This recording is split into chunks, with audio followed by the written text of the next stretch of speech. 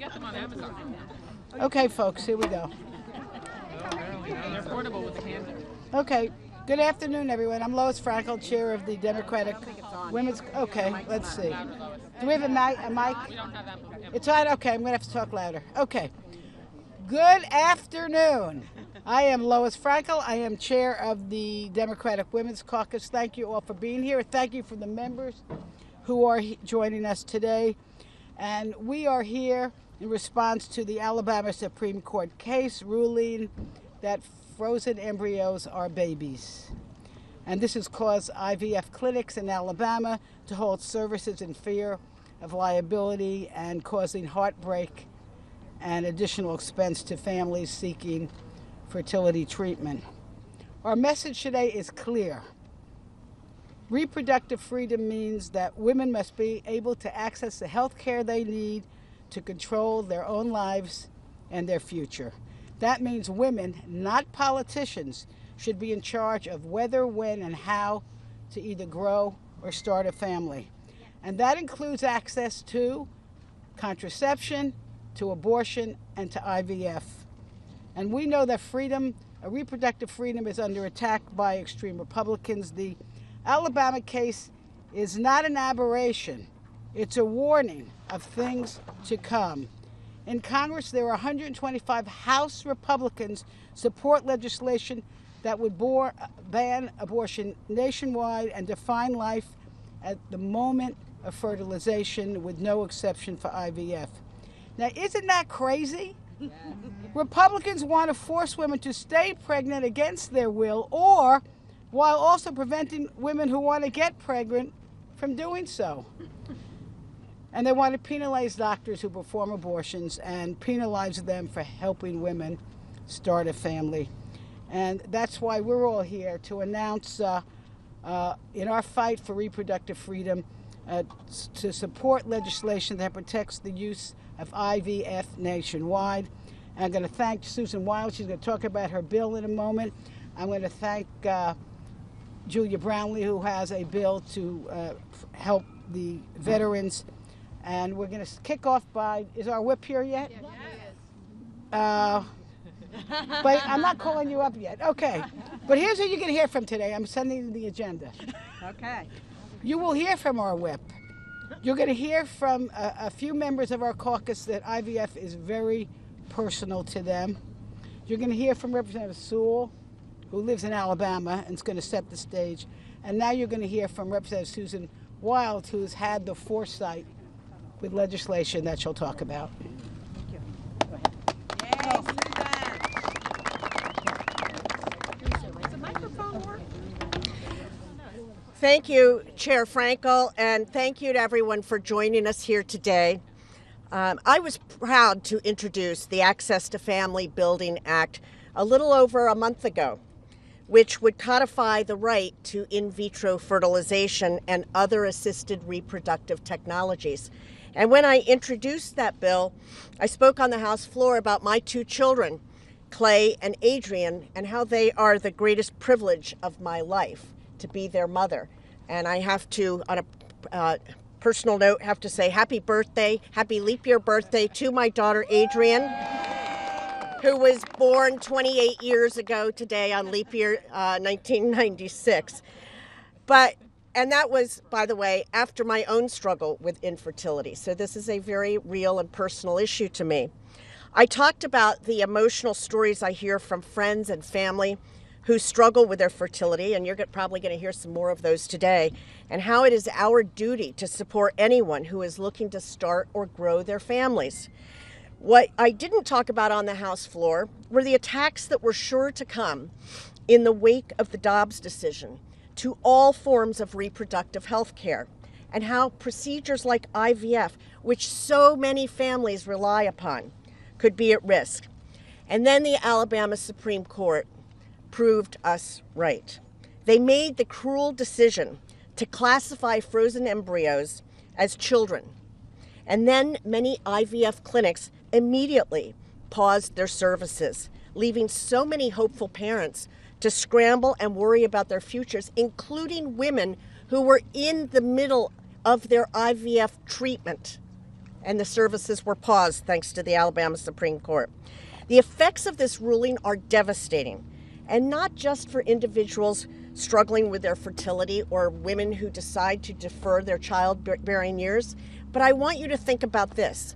This affects cancer patients who are often advised when they are of reproductive age that they should preserve their eggs or their sperm, as the case may be, so as to preserve their ability to have a child in the future, and that would be through IVF.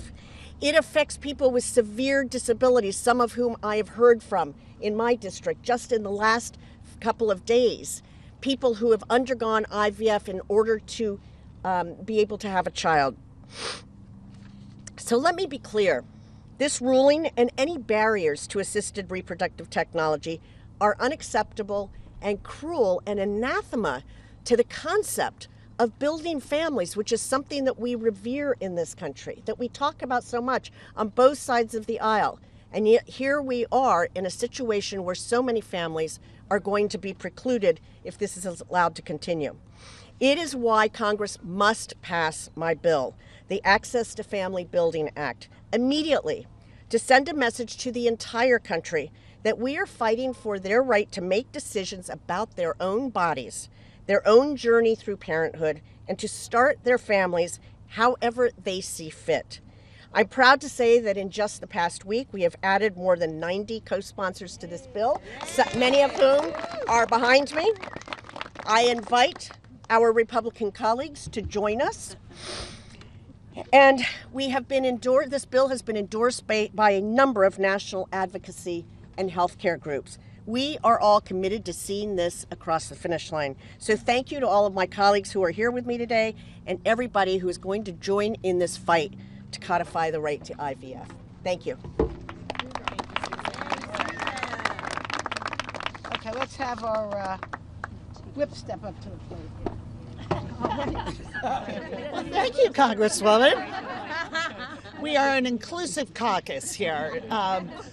We all owe a debt of gratitude to Congresswoman Susan Wild, who is leading the charge to defend every American's right to start a family through fertility treatment, through IVF. And I am so grateful to Chair Frankel and the Democratic Women's Caucus for gathering us together.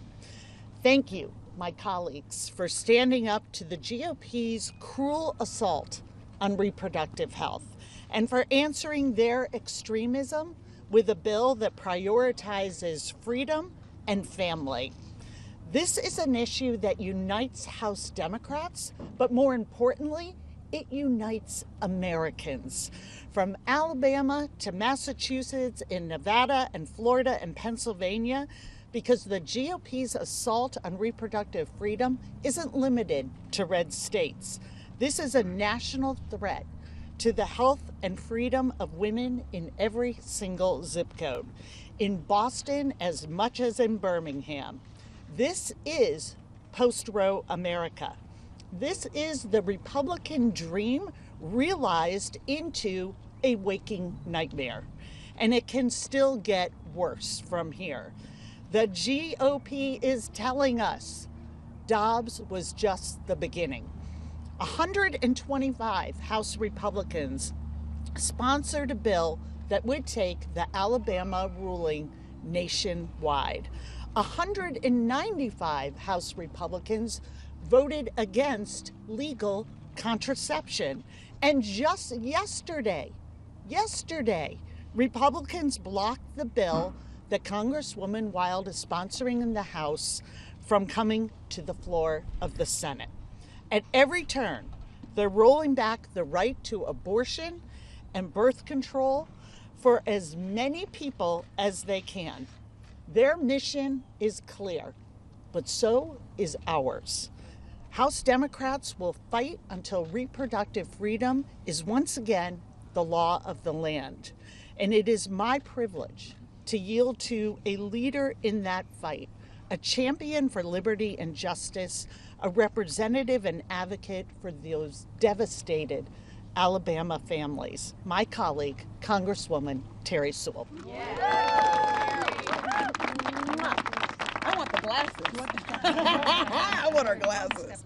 No, I'm fine. Good afternoon. I'm Congresswoman Sewell, and I proudly represent Alabama's 7th Congressional District, which includes the historic cities of Birmingham and Tuscaloosa and my hometown of Selma. Since the Supreme Court's devastating decision overturning Roe v. Wade, we have seen states across this nation work overtime to restrict a woman's freedom to make her own personal health care decisions. And nowhere is that more apparent than my home state of Alabama. As the only Democrat and the only woman in Alabama's House delegation, I join my colleagues in expressing my outrage over the recent ruling effectively banning IVF treatment for women who are simply trying to have a child. Not only is this decision alarming and unacceptable, but we are already seeing the chilling effect as clinics cut off fertility treatments in fear of prosecution. On Tuesday, my office hosted Secretary Becerra for a roundtable discussion in Birmingham, Alabama, to hear from some of the Alabama women affected. Many of them have spent years desperately trying to have children. Some have devoted their entire life saving to fertility treatments. And some were in the middle of the process, only to have it yanked away, only to have their dreams and their hopes ripped away by a Republican-led Alabama Supreme Court decision. Now, let me be clear. Women in Alabama and all across this nation deserve access to a full range of reproductive health care services. Every woman deserves that. Yes. And I'm fighting for Alabama women whose voices have not been heard by that Supreme Court decision and who stand firmly with me in being outraged by this decision. And I am proud to be a sponsor of Susan Wiles' bill. Absolutely. Frankly, it is unthinkable that in the year 2024, we would be fighting this fight. Surely reproductive freedom was a battle that my mother's generation won for us. But everywhere we look, old battles have become new again, against extremists working to erode our hard-fought rights and freedoms and roll back our progress. Efforts by Republicans to criminalize reproductive health care are on full display. And make no mistake, while some of our colleagues across the aisle have attempted to backtrack, the role that the Republican officials have been playing in creating this nightmare should not be lost on any of us. As we speak, women in Alabama are protesting the State House, asking for their reproductive freedoms and asking not only for an exception for IVF, but making sure that all range of reproductive health services are available to them. I stand with them. We stand with them. It was Donald Trump himself who handpicked 3 Supreme Court justices with the full intention of overturning Roe v. Wade. And even now, as my colleagues have said, 125 House Republicans, including Speaker Johnson himself, are currently co-sponsoring the legislation that would effectively ban IVF nationwide. We cannot stand by as politicians work to strip women of their reproductive freedom, nor can we accept a world where women today enjoy fewer rights and freedoms than their mothers and their grandmothers. My Democratic colleagues and I are fighting to restore the full protections of Roe v. Wade into federal law and to protect reproductive freedom for women in Alabama and all across this nation. And with that, I want you all to hear us say, we will not give up. We will not give in. This is the fight of our generation, and we must win it. All right. Good job. All right. Thank you. And now, as I said, this issue is very personal to many of our members. I'm going to have a few of them are going to come up here. Just going to start with, let's get Wasserman Schultz, Trayan, Lee, Kamala Gadov. Thank you. Go ahead. I need this. Yeah, exactly. Thank you to Congresswoman Frankel and especially Congresswoman Wild for shining this desperately needed light on in vitro fertilization. We're here for two urgent reasons. First, it's critical that voters understand what the threat that this Republican march to a national abortion ban means, especially for families relying on IVF.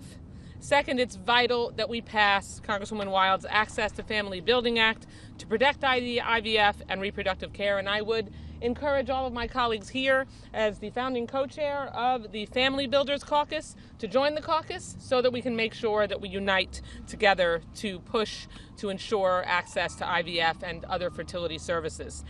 Alabama's ruling is just the latest domino to fall since Donald Trump and Republicans destroyed our reproductive rights. Now we clearly see how Dobbs emboldens the fetal personhood movement, bolstering absurd claims that embryos must be protected as children. It defies common and medical sense. But let me tell you about the real-world implications for families like mine who relied on IVF. For starters, let's be very clear. Infertility is a disease. It affects 1 of every 8 American couples.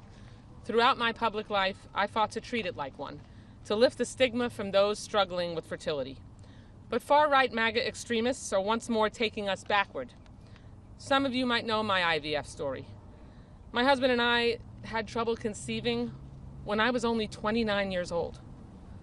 But I was finally able to conceive through IVF, and we had our incredible twins, Rebecca and Jake. Some of you know Rebecca. They are both healthy young adults now who will turn 25 in May. Seeing this struggle up close, I fought for years. We have a younger child also who was conceived naturally. So sometimes things happen in miraculous ways. Seeing this struggle up close, I fought for years to help expand access to health insurance coverage for the prohibitively expensive fertility treatments that make it only accessible to those who can afford it. And as a breast cancer survivor, I'm also especially concerned with how a diagnosis and necessary treatment affects a survivor's ability to start a family. For so many survivors like me with a BRCA gene mutation or other forms of cancer, IVF can be a godsend. Yet now it's clouded in uncertainty. The angst doesn't stop there, though. There are so many levels and depths to the potential and likely blockage of access for in vitro fertilization, and I will share with you what is likely looming in the future for my own family. My daughters and son will need to be tested for the BRCA mutation. If they carry the gene, they can go through IVF when they decide to start their family. And thanks to genetic research, the embryos can be tested, and those without the BRCA mutation can be implanted, ending the cycle of generational increased cancer risks in our family. Can you imagine what giving personhood to embryos will do? It will cause more cancer and death in more families. The Alabama Supreme Court decision and the push for a national abortion ban will also make fertility preservation for cancer patients much, much harder. That's why my cancer survivorship bill, which I encourage all of you to co-sponsor, expands Medicaid coverage so cancer patients aren't forced to forfeit parenthood to stay alive. Any state with so-called personhood laws can be the new Alabama, a state where couples are now in chaos about how and when and whether they can start a family. We all deserve the freedom to control our own bodies and future, and choosing in vitro fertilization, birth control, or abortion is our decision, not one that judges or politicians should decide. So we must fight for our freedoms and make sure all of our friends and neighbors know the stakes, and here in Washington, we must pass the Access to Family Building Act. Women's lives and future hang in the balance. Thank you so much. Thank you. We should have done it in order. Yeah, really. Good afternoon, everyone. It is an absolute honor to be standing here with my colleagues in the Democratic Women's Caucus who understand explicitly how important IVF is to our families across our country. You know, before the disastrous Alabama decision last week, I really hadn't talked about my journey to becoming a mom because of how difficult it was for me, both physically and emotionally. My husband and I struggled for a long time to get pregnant. And like so many women across our nation, I turned to IVF as our last resort.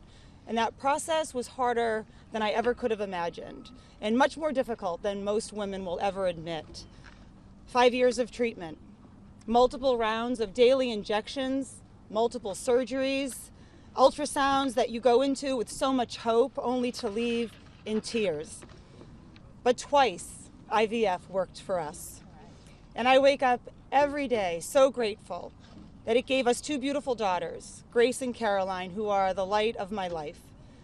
Every week when I fly down here, I drop my girls off at the bus stop, I hug them, and I tell them how much I love them. This week, that hug was a little longer than usual, because I know that there are thousands of women in Alabama right now who are having that same chance to have children ripped away from them. Families who have gone through every possible option, every fertility treatment on the books before turning to IVF, having that opportunity disappear in a matter of moments. It pains me to say this, but it is hardly a surprise. This is something we've been raising concerns about since the Dobbs decision almost 2 years ago, that sloppily written Republican abortion bans could go far beyond their goal of eliminating a woman's right to abortion care. It's why Congresswoman Wild authored the Access to Family Building Act to protect IVF access no matter what the states do. And it's a travesty that in addition to Senate Republicans blocking passage of the bill yesterday, the only Republican in the House willing to attach their name to this legislation withdrew her co-sponsorship yesterday. Make no mistake, we will not run away from this issue. We will not let them off the hook. We will remind the American people every single day that more than half of the Republicans in Congress support legislation to ban IVF, not just in Alabama, but in every state in our country. We will remind voters that access to mifepristone hangs in the balance because Republican politicians think they should be making decisions about women's health for us. And we will take our message to the ballot box to show them again, just as we did in 2022, 2023, and in New York just 2 weeks ago, that the American people will not allow Republicans to turn back the clock on our most fundamental freedoms. It's now my pleasure to turn it over to my good friend and my classmate, Congresswoman Susie Lee. Thank you. Thank you. First of all, it's an honor to be here with so many incredible women and a few great men, because women in America, wake up. I look at all these young women who are of childbearing age, wake up, because they're coming for your freedom and they're coming for your choice. And this is just one more step. It's a building block of criminalizing abortion and, more importantly, making sure that women do not have control over their own reproductive choices and healthcare choices. We are clear in our position that that choice remains and should remain between a woman and her doctor. Not in the Supreme Court, not in the Alabama Supreme Court, not in the House of Representatives.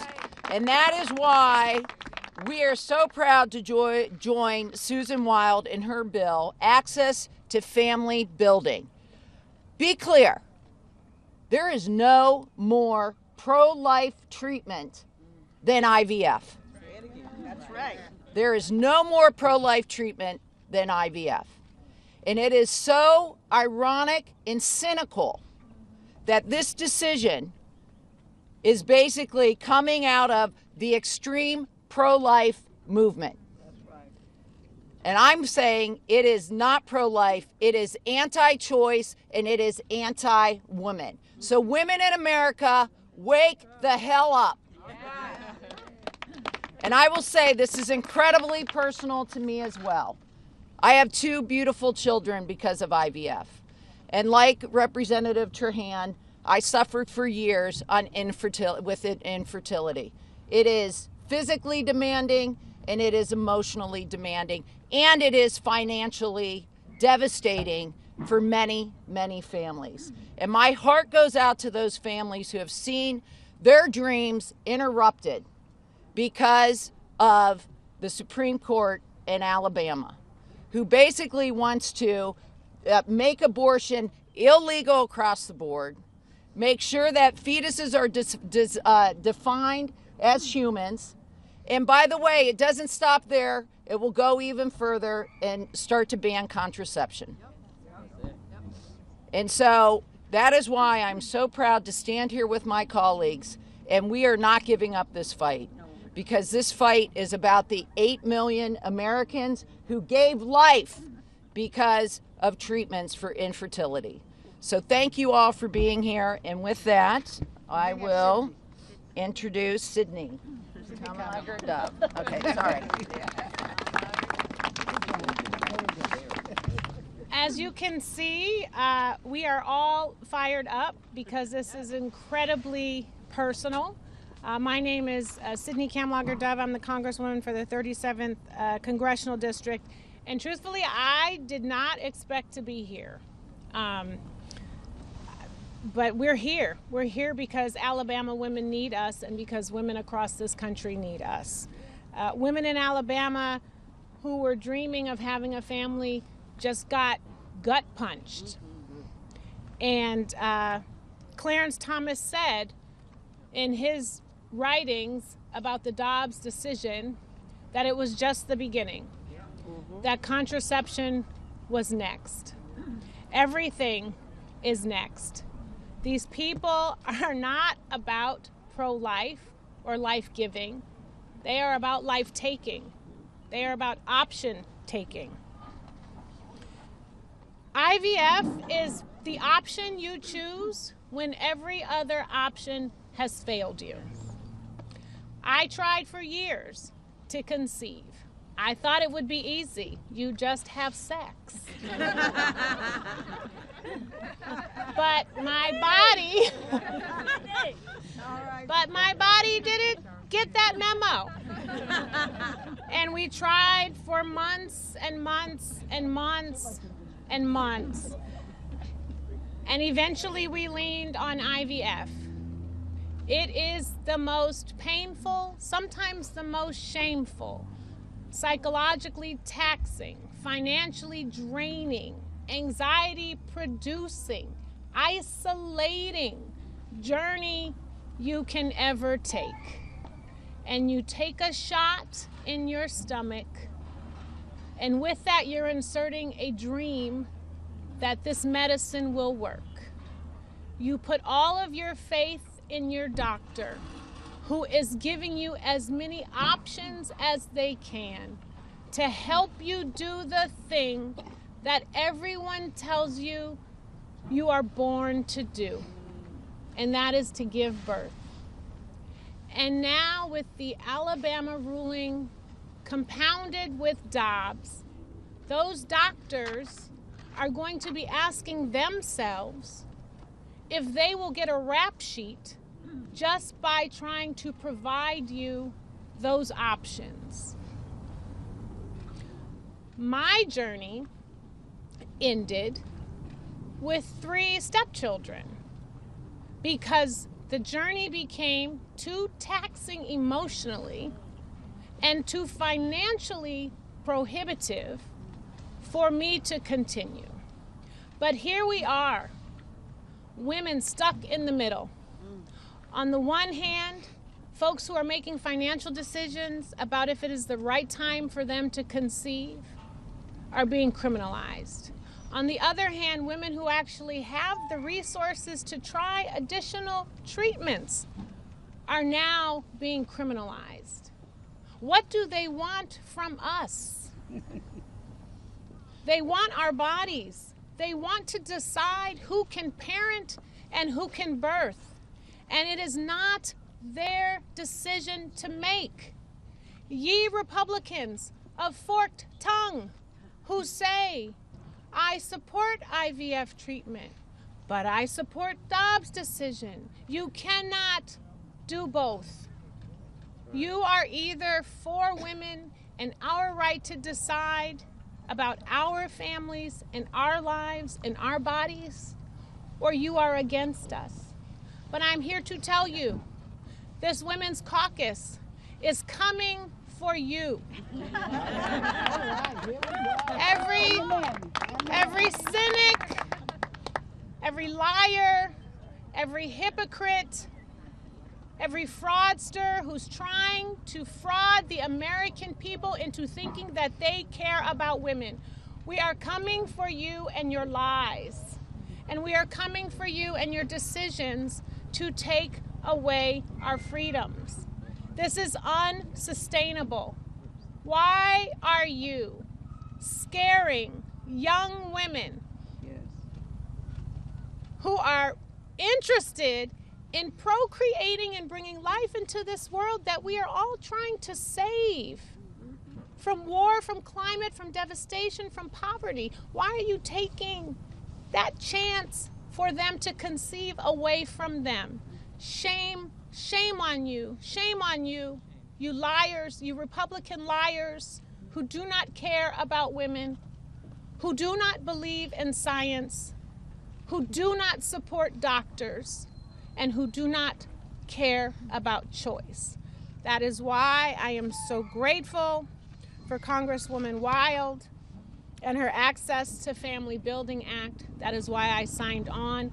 That is why I shared this story that I have never shared before, because it is so important for people to know that we need to continue to have access to treatments like IVF so that women still have the opportunity to dream. Thank you. Okay. Wow. A lot of stories. Good story. So listen, our votes have been called, but Susan will answer. Does anyone have any questions? Yes. Okay, Susan wants to know where this goes from here. Well, as you heard, there's a companion bill in the Senate.